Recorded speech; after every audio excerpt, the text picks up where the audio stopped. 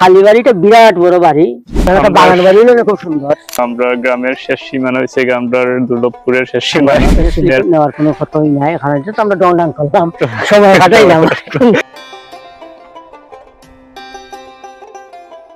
আসসালামু আলাইকুম everyone, welcome to my another brand new video. আজকে ভিডিওটা টোটালি ডিফারেন্ট একটা ভিডিও। আজকে আমার লগে আছেন আমার শ্রদ্ধেয় দুলাভাই বেতাউকা নিবাসী জনাব নিজামুদ্দিন চৌধুরী। কিছু আলোচনা করবা পুকুর লইয়া, তো সরাসরি আমরা এখন দুলাভাইয়ের কাছে যাইলাম। আলহামদুলিল্লাহ, আমরা এখন ঐতিহ্যবাহী দুর্লভপুরের ফুসকুনির ঘাটে আমি আমার ছোট ভাই আজহার হুসাইন ঢাকা আসলা, ঢাকা থেকে এখন বাড়িতে আইসুন। এই পুকুর আগে অবশ্য এত বড় আসিল না, একটু ছোট আসিল। কয়েক বছর আগে এটারে সংস্কার করা হয়েছে, মাটি উটি খাটাইয়া আর ফুসকুনিয়া বড় করা হয়েছে। খুব মনোরম পরিবেশ, দেখতে খুব সুন্দর লাগে। আর বইলে গরমের সময় বইলে খুব আরাম লাগে। রাত্রে কারেন্ট থাকে না, গরম বেশি থাকে, সকল মোটামুটি পুকুরের ঘাটে আইয়া বইয়া গাটের মাঝে সুন্দর একটা সময় কাটাইতে পারেন আর ভালো লাগে, বাতাসও লাগে। যেন নাইকল গাছ আছে কয়েকটা, ঘাট আছে কয়েকটা, তারপরে পাশের ফাঁকা রাস্তা আছে। আমরা যে রাস্তা হয়েছে যেমন পুকুরটা খনন করার পর মানে সাইডের মুখটা বরাট করেছে, কি সুন্দর একটা পরিবেশ তৈরি হয়েছে অনেক। এর আগে আমরা যেটা দেখতাম মানে দেখছি যে এরকম বড় আছিল না পুকুর, মানে খনন করার পর বড় হয়েছে। তারপরে সাইডে দিয়ে যেন গাছ লাগানো হয়েছে, যেমন নাইকল গাছ লাগানো হয়েছে। এর আগে একটা দুইটা গাছ আছিল, মেবি দুইটা, আর একটা আছে বড়ই গাছ আছিল। এর আগে এখানে যে ছোট ভাই যখন বড়ই গাছ আছিল ঠিকই আছিল। ইদানিং আমরা একটা পানি সংকট পড়ছি, টিউবওয়েলের পানি, মানে যে খাওয়ার পানি, আমরা যে পানি খাই আর কি, রান্না বান্না কাজে ব্যবহার করা হয় বা রেগুলার যে পানিটা খাওয়া হয় মোটরের মাধ্যমে তোলা হইতো। এখন তো এই যে পানিটা আছে, পানির লেয়ার কমে গেছে, যার কারণে বিরাট একটা সমস্যা দেখা দিছে। এটার বিকল্প হিসাবে রান্না বান্না কাজে ব্যবহার করা হয় আর কি, পুকুরটা কিনে মোটরের মাধ্যমে পানি তোলা হয়। ফুসকুনি টাকায় অনেক লাভবান হয়েছে। লেয়ার কমার কারণে পানি উঠে না, পানির লাগে পানির সংকট আসলা। খালি এইবারই না, সারা এরিয়ায় পানির সংকট। কারণ যে টিউবওয়েল আছে, টিউবওয়েলে পানি উঠে না, যে কারণে এই ফুসকুনি থাকার কারণে এখান থেকে পানি নেওয়া ব্যবহার করা যায়। রান্না বান্না সব কাজ এই ফুসকুনির পানি থেকে নেওয়া করা যায়। এবং এটা একটা লাইন খোঁজা নেওয়া করো, মোটরের লগে লাইন খোঁজা দেওয়া হয়েছে, যেখানে এই ফুসকুনি থাকার কারণে এই পানির আর এখন তার কোনো সংকট নাই, এবং সুন্দরভাবে তারা পানি ব্যবহার করতে পাররা। মোটামুটি আমরা পুকুর সম্পর্কে জানলাম। লেটস গো, আমরা আশেপাশে এরিয়া কিছু আপনারা দেখাই।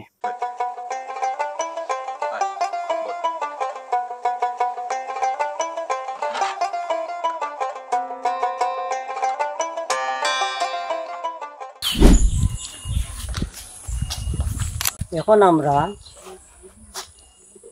দুর্লভপুরের কবরস্থান, এখানে আমরা অনেক মুরব্বী হল, আমরা হোর দাদা হোর বা এই গোষ্ঠীর, দুর্লভপুরের গোষ্ঠীর প্রায় অনেক মুরব্বী শুয়ে আসুন। আল্লাহ তাআলা তার বেশ নসিব করুন, আমরা দোয়া করি। আর আল্লাহ তাআলা বেশ নসিব করতা। এইটা কবরস্থান দুর্লভপুরের, এখানে দুর্লভপুরের সব অনেক মুরব্বী হল শুয়ে আসুন। আল্লাহ তাআলা তার বেশ নসিব করতা। আসসালামু আলাইকুম ইয়া আহলাল কুবুরি ইয়াগফিরুল্লাহু লানা ওয়া লাকুম আনতুম সালাফুনা ওয়া নাহনু বিল আস। আমিন ইয়া রাব্বাল আলামিন। আল্লাহ তাআলা বেশ নসিব করতা, এই দোয়া করি।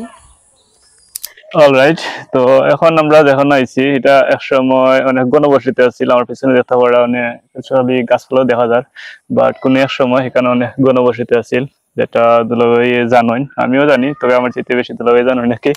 ও, এখন আমরা যখন উবা আছি, এটার নাম হলো খালি বাড়ি। এক সময় এই বাড়ির অনেক ফ্যামিলি হল থাকতাম, ময়মনসিংহের অনেক ফ্যামিলি, গ্রামের নেত্রকোনা, ময়মনসিংহ, এই বিভিন্ন ডিস্ট্রিক্টের মানুষ এই বাড়ির থাকতা। তারা বিনা ভাড়ায় এই বাড়ির থাকতা, অনেক ফ্যামিলি, এক গ্রামের সমান মানুষই আসলা আমার মনে হয় এই এলাকার। এটা এক দুই বাড়ি, যারা বড় বড় যে বাড়ি আছে কয়েকটা, এটা কয়েক বাড়ির মানুষ এখানে থাকতা। আর তারা বিভিন্ন ডিস্ট্রিক্টের, কেউ ময়মনসিংহের, কেউ নেত্রকোনার, সব বিভিন্ন ওখানের মদন টদন, এটা বহুত মানুষ আসলা। আমরা দেখছি এখানে ভালো একটা আনন্দই লাগতো, এখানে আইলে সুন্দরই লাগতো। এই বাড়ি বিরাট বড়, এটা যা কইলাম, এখানে নতুন ভাবে গাছ হয়েছে সারা বাড়ির। এখন আর কোনো মানুষ বসতি নাই, সারাই খালি, আর খালি বাড়ি খালি রইয়া গেছে। আমরা আশা করবো খালি বাড়ি বর্তো বিল্ডিং হইতো কিতা ভবিষ্যতে হইব ইনশাআল্লাহ।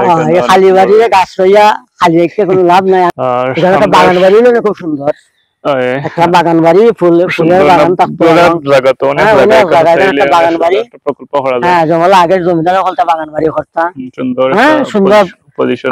সময় মতো আইয়া এখানে বেড়াইলা বেড়াইলা ঘুরাইলা। অবসর সময় আমরা এখন আইলাম, ইয়া গাছের তলে বইলাম, ফুল গাছের তলে ফুলের গান নিলাম, বালাগুড়া গসপ করলাম। একটা বাগান বাড়ি হওয়ার লাগে আমরা আশা করবো। আর বসত ভাই নাই হোক, একটা বাগান বাড়ি যেমন আগের বাগান বাড়ি একটা বাগান বাড়ি তো খুব সুন্দর হয়। বিরাট বড় জায়গা, কেশবপুর ওখান থেকে দেখা যায় একবারে অনেক জায়গা।